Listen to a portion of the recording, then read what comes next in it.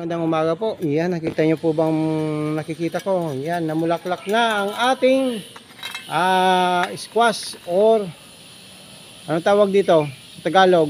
Ha? Flower. Flower ng ating kalabasa. Yan. Sapati. Yan, namumunga na. Oh, yan, that's bunga yan. Yan yung bunga. Ito yung kanyang flower. Ibig sabihin babae po yan kapag ganyan. Oh. Tatay, wala na ants. Tural na yan na ants kasi sila nagpupulnate.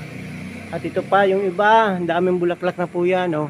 Makikita nyo, may mga bulaklak. Kitang na natin kung ito ay lalaki. Mukhang lalaki ito eh. Yun nga, lalaki ito.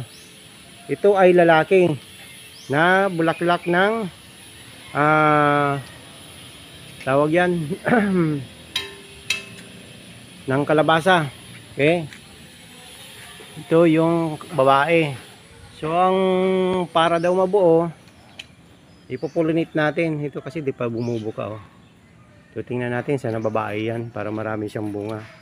So antayin muna natin mamukadkad yung iba para sabay-sabay natin silang i-pollinate. Okay? Yan, tingnan nyo. Ang daming bulaklak, oh. What's this? Yan na yung bunga niya. Yan na yung kalabasa. Oh, daming bunga niya. Oh, kita niyo po, oh, yan oh. Yung pinakadulo, yun yung namumuo na, bilang bunga. Ito ay mga bata pa, yun ba? Puro bulaklak na yun oh. Yun oh, makikita niyo po. Okay? Yan. Okay, ito rin yung isa. Namumulaklak na rin siya, mga hindi pa bumubuka yung bud niya. Na-ante. Yan oh. Ba? Yan ang sinasabi rin, Mark. Kapag may tinanim, may anihin. Spider. Hayaan mo lang yung spider. Ano nangyari dito sa halaman ko? Ay, nasobrang yata sa init. Kaya nagkaganyan. Anyway.